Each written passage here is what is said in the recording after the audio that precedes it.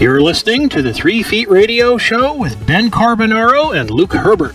From our studios come special guests and netball commentary, exclusively on YouTube.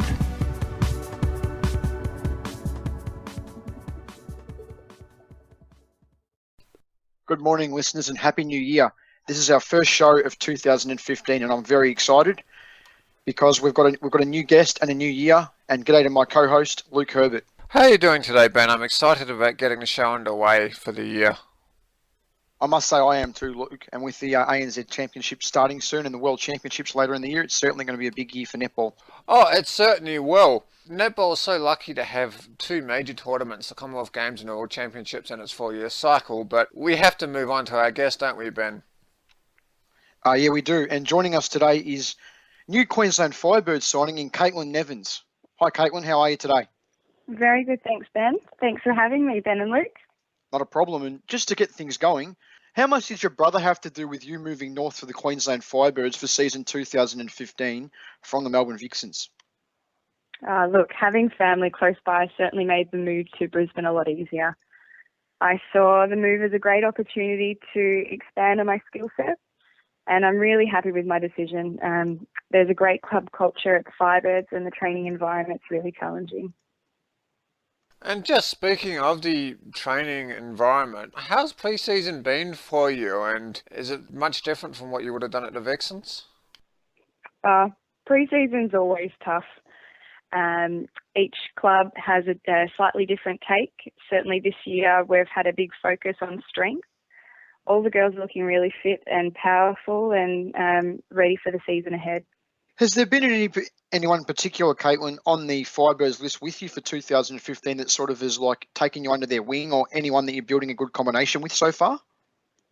Look, as a team, we've set really high expectations, so we're pushing one another to do better in all of our sessions. And I think I've just wanting to work really closely with Rav, Gabby and Verity in the mid-court and trying to form really there so that it can be flexible with any options during the season. Well, Ben and I were sort of having an interesting discussion off air when we were doing the research for this program, and one of the things we were curious about during your time at the Melbourne Vixens, just how much did you learn from the likes of Maddie Robinson and Bianca Chatfield? Yeah, Maddie and Bea were fantastic role models. Their training intensity is just phenomenal, and they're role models in what's required to play at the next level. So I certainly learned a lot from watching the girls and being in that training environment full time.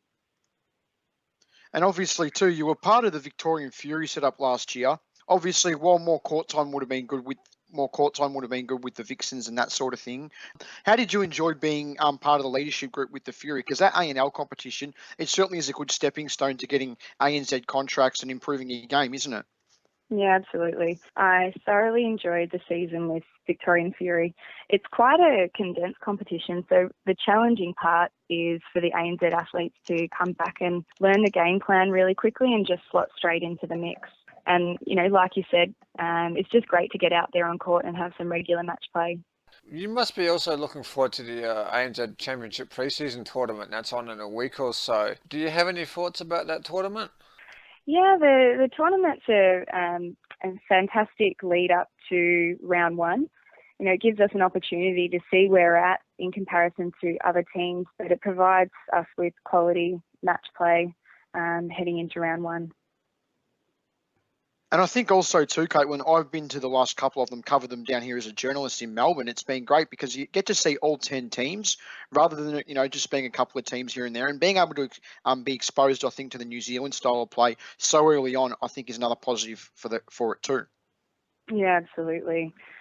Look, I don't think we're playing all 10 teams. I believe we're playing around 6 games. You might be able to correct me there, but it's great to get a mix of the Aussie style and the New Zealand style. It really prepares you for the start of the competition.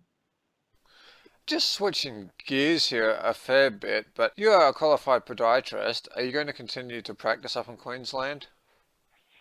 Yeah, I am. I'm working at a podiatry clinic in Hendra called Balance Podiatry.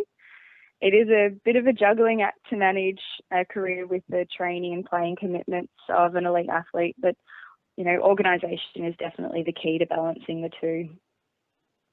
Have you ever treated your teammates' feet in the time that you've been playing netball and been a podiatrist? I know Chelsea Tregear, who was Chelsea Nash, used to treat her teammates' feet sometimes. Yeah, I have treated a number of netball players over the years, but as I've stepped up through the netball ranks, I prefer not to treat my immediate teammate, only because as a player, you've got a lot to think about individually, and if you throw in a teammate's injury rehab into the mix, it can become a little messy. So I leave my teammates' foot concerns to the teams that I treat other netball players. Just before we leave the subject, do you ever find yourself diagnosing yourself as a podiatrist? Yeah, absolutely. But that also works in my favour in terms of if I have any little sore spots or niggles, I make sure that it's attended to straight away. So if you can address things when they're a minor complaint, they tend to not progress into something more serious. So it does work in my favour, and I am quite proactive in terms of not only my foot health, but the rest of the body. I know one big thing with netball in Australia, Caitlin, is just how strong competitive it is in the country. And you grew up in country Victoria. What are your memories of growing up in Echuca? Yeah, I have many fond memories of growing up in Echuca. Look, as a junior athlete, I actually like to associate my playing style with Sherelle McMahon, and Sherelle was a hometown hero for many Echuca juniors as she grew up in a neighbouring country town. So I had such a fantastic role model with a country athlete achieving great things with netball. So she was a really big inspiration. And just before we leave the topic of your hometown, just for the benefit of the listener who's outside of Australia, can you tell us a little bit about the place you grew up? Yeah, Echuca is a very small country town that's on the border of Victoria and New South Wales. And there's around, say, 11,000 people.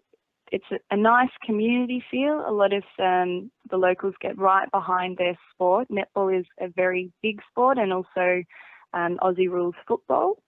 And I was fortunate enough, my parents' place was opposite the local football oval, basketball stadium and netball court. So, you know, every night I was over the road playing a different sport, and it was just a fantastic childhood. And recently, just before Christmas too, you were married to the lovely bloke in Sam. I must say, listeners, I've had the privilege of getting to know Sam a little bit while Caitlin was based down here in Melbourne. And could you tell us about the big day, Caitlin? Yeah, I married Sam in Echuca on Friday, February 7. We had our step at Morrison's Winery. Look, it was such a lovely day, and we're so lucky to have been able to share it with many of our family and friends. And did you have any girls or other girls that you played elite level come along to the wedding? No doubt they had a good time, those that did. Sorry, I didn't hear that, Ben. What I was saying, Caitlin, was did you have any of your former Vixens teammates or any other girls you've played netball with come along to your wedding? Yeah, I did. Amy Steele and Erin Hoare were in attendance, and then I had some of my friends who I played netball with growing up, so as juniors. All right then, Caitlin. Thanks very much for joining us today and giving us an insight into how things are going up there in Queensland, and good luck for the year. And hopefully I will catch up with you when you're down here in Melbourne. You know that I'm passionate about the game and love talking to you, and you always give me the time of day. And say good day to Sam for me too. I certainly will. Thanks so much for having me on your show. You've been listening to the 3 Feet Radio Show with Ben Carbonaro and Luke Herbert. Tune in next time for more special guests and netball commentary exclusively on YouTube.